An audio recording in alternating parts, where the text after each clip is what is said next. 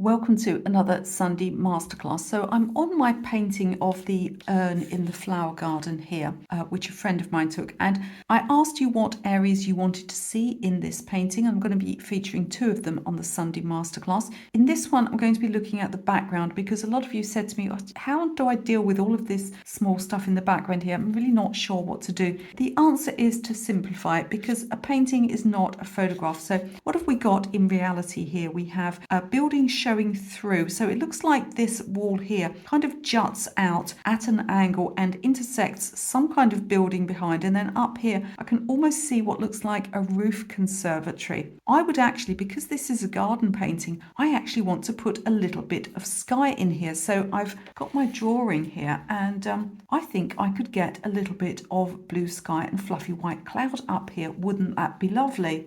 A little bit of sky in a garden painting always gives a light and airy feel. I don't think you necessarily need to figure out what's going on behind and slavishly copy it because we're going to make this our own. Now, when it comes to what we see through here, we can see a bit of plaster wall, a bit of a window or a glazed door at least, and some more brickwork. Now, we could spend ages again trying to figure out what the perspective of this is compared to the wall that intersects it. But equally, the person viewing our painting will have no idea what the perspective of the building behind is. So I'm just going to face this forwards in pretty much a flat perspective. I've really simplified it. So I've just got the idea of some kind of window or door with panes in, a little bit of a pillar at the side for brickwork. We can get the impression of some other bricks in here and a bit of plaster wall at the top. As we get down here, it starts to be covered by foreground items. So I'll be putting those in first. And you'll see this video jump around and things appear and disappear because I'm filming these Sunday Masterclass videos because we're working light to dark. You'll see me working up different bits of the painting. If you want the full painting tutorial, it should be available eventually as a mini course. And you'll find any details about those in the video description. But meantime, I'm going to get in and I'm going to start actually by putting the sky up the top.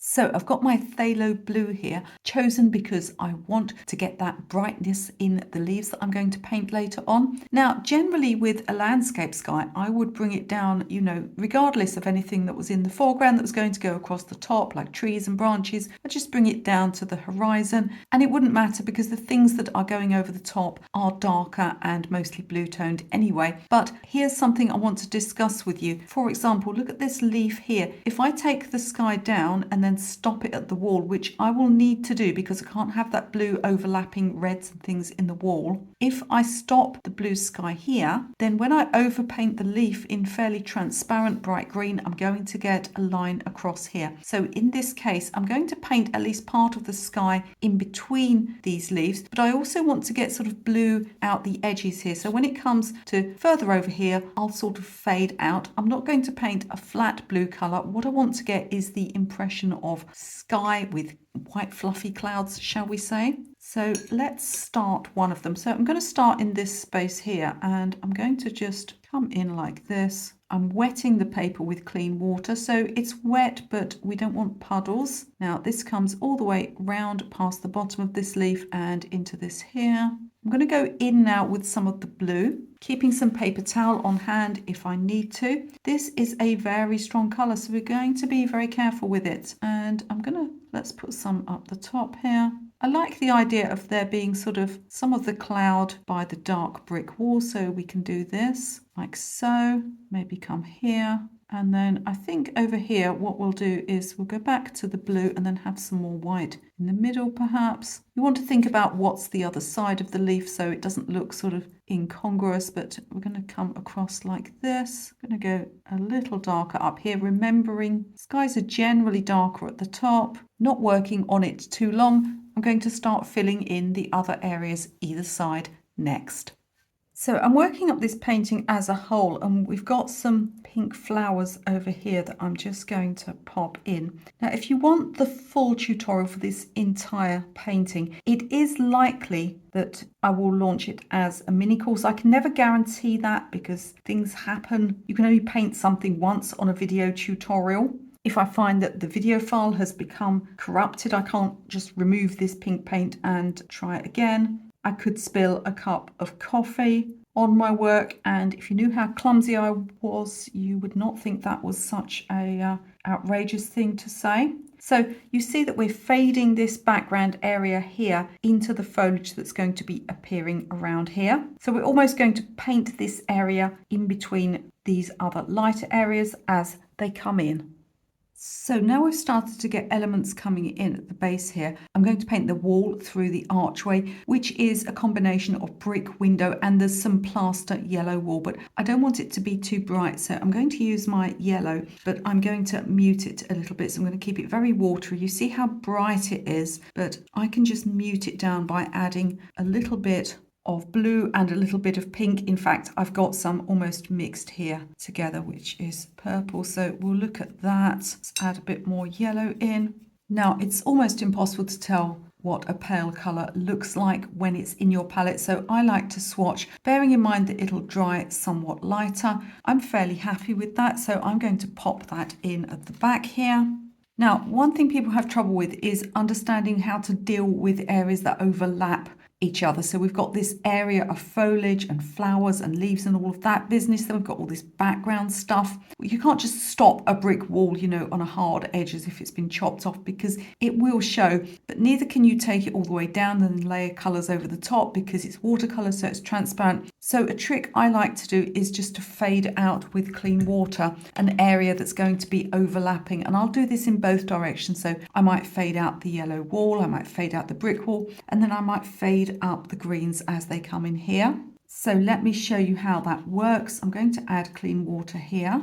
Now the trick to this is to not have the area too wet, because if it's just a big puddle, then everything will just spread across anyway. I'm going to take some of my yellow paint and I'll come in here, paint the area like this, and just allow it naturally to fade out towards the base. Of course, this area up the top here can go straight in, but the other side on the right, I'll do the same trick again, fading in with clean water, so that as other elements overlap, I'm not going to have to worry about there being a hard edge showing through the paint. So what I'm doing now is working some sepia across this arch here and just fading out towards the base with clean water. That just gives me a background to place my bricks on later on. Again, avoiding those hard edges so that the foliage and the background areas just naturally overlap one another. So whilst I'm doing edges and underwashes, I'm going to take this mix of sepia and ultramarine, just so that we'll have it ending up as the lighter part of the window frames here. Put a little more water on there because I want it to be quite light. I'm going to stop it at this edge here, just bringing it down into very, very pale down here so it naturally goes behind these other areas. I'm going to do a panel of brighter brick colour with my light oxide red down here, but I'll need to allow this to dry first, and then I'll just put a light wash across that side panel down there because we've got some bricks through there, and I think it would be nice to make them a little bit brighter than the ones are going to be on the outside. That'll just give a bit of interest as people look through the arch. So you can see as I work up foreground areas of the painting, I can just come up to and slightly overlap these areas here because I've kept the paint pale and washed it out as it comes down. I can also use these darker colours just to get a little bit of variation in these lighter greens as a sort of negative painting technique. I've just changed colours here, so I've got some cadmium yellow deep, and it's always important in a picture like this to add a variety of greens. I'm departing from the photograph a little bit and just adding some more warmer greens in around this area here, in places painting around the other plants. I want to paint these little window panes nice and dark, and normally I'd use something like a Payne's Grey, but I'm working within a limited palette and I'm not using Payne's Grey for this painting. I am using sepia, however, and I can push it into a dark grey by adding ultramarine. I'm also going to use some blotting with paper towel just to give them a little bit of interest, because I don't want them to look too flat. I want to give an idea of there being something inside the window. So we're going to pop in like this, and then I'm going to blot like this so that everything is not too harsh. You'll also notice I didn't paint them, with very sharp corners. We want this area to look interesting, but not to come forward too much. So that's gone well, but because there's not much definition around the outside of this window frame compared to the yellow wall behind, I don't really want to go darker there. I've just watered the same colour down slightly, and I'm just going to put a little bit of outlining around here, being fairly light and slightly dotted, and I'll also do a little bit in between the panes as well. I can still see my original pencil lines, but you could always pop them in if you don't have them. So before we do the last thing, which is to work on the bricks, I'm just continuing to build up these areas of foliage that are coming up to and in front of. So this is the whole thing of watercolour painting, is almost working backwards. If this was an oil painting, we would paint the brick wall and then we would paint the leaves on top. I'm just sort of trying to give an idea of areas of foliage here. I've gone lighter and bluer because we're further back, and I've mixed my colour with a little bit of ultramarine. Honestly, it's just some green I had left over in my palette, so I can't tell you the exact mix because I've actually taken quite a long break on this painting due to Christmas holidays. So I'm going to finish all of the foliage that I want to put in before we do the bricks. I'm also going to drop some strong shadow over this side here, which I'll show you in a moment.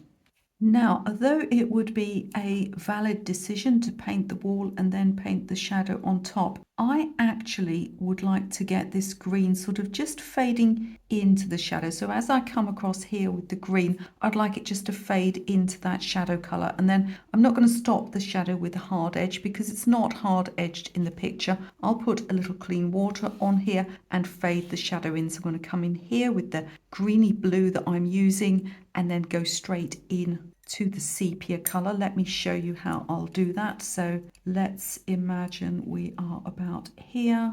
And it's fine to stop and start in these areas because they are textured. Just try and sort of stop in the shape of some kind of leaf or foliage rather than a weird hard edge. So as I'm coming in with this colour, what I'll do is grab a little bit of sepia and just work that straight in. So there's not really drying area between the two, and I can keep sort of working those colours in together so that the green and the blue and the sepia just sort of become one colour, and there's no hard definition between the two areas. It's a really good idea with a background area not to have too much hard definition. Only really want that around the window and some of the bricks. Everything else we can keep quite loose and light, like so. So it's time to start doing the bricks here, and I need a little bit more information because the bricks themselves are fairly dark and they have light gaps. So this light underwash that we used is going to be the gap in the bricks. Now there's all sorts of other things going on here, but I'm going to keep it really very simple indeed. And I'm just going to use my pencil just to sketch in a little bit more of an idea of some rough brick shapes. Now it's really important that you keep these small. They must be much smaller than the ones in the foreground so that it looks distant. So if you need to, just take this moment to put a little bit more information in where the bricks are, but I would keep it much simpler than it looks in the photograph so that it's easy to paint. If you're noticing any difference in light, by the way, at this point, as you can see, because my nails have changed, it's actually the following morning, and I think the light was actually a little bit better yesterday afternoon. It's winter here at time of filming, so I'm going to get on and do this little bit of drawing, and then we'll put the bricks in. So now I've mapped out where everything's going. I'm going in, I've got some red oxide here, and I'm going in between those pencil lines, so they'll just erase later on. I'm adding little bits of other colours like some sepia, maybe some yellow, and just leaving gaps in between. So that colour that we laid down first will be like the grout, and that will show through. Now it's really important that you don't make this area come forward too much, so I'm keeping the colours fairly light, not being too extreme with anything. And as I come over this side here, I'm just going to I'm going to pop some detail in, but mostly just allow this area to fade out. I can, if I want to, just put a bit of clean water here. Because watercolour is transparent, you can't really see whether the shadow went on top or underneath. As long as you aren't using a terribly opaque pigment, you'll kind of get away with that. So I'm just coming in like this working up this wall but keeping everything fairly muted. So at this stage you should be able to see how far we've got with this. I'll put a picture up of this area now so that you can see how it looks when it's finished. I'm not putting a picture of the entire painting up because I still have some more to do on the foreground. If you'd like to see how the painting came out, then as long as you wait a few days after this video goes up, you'll be able to look at my Instagram, my Facebook group, something like that, and find out how it looks. Check the description for more videos within this playlist, like the one where I show you how to do the foliage and the flowers at the front. And if you want a full tutorial for this painting, there should be one available in a few weeks. I'll link anything that's related to this painting in the description of this video.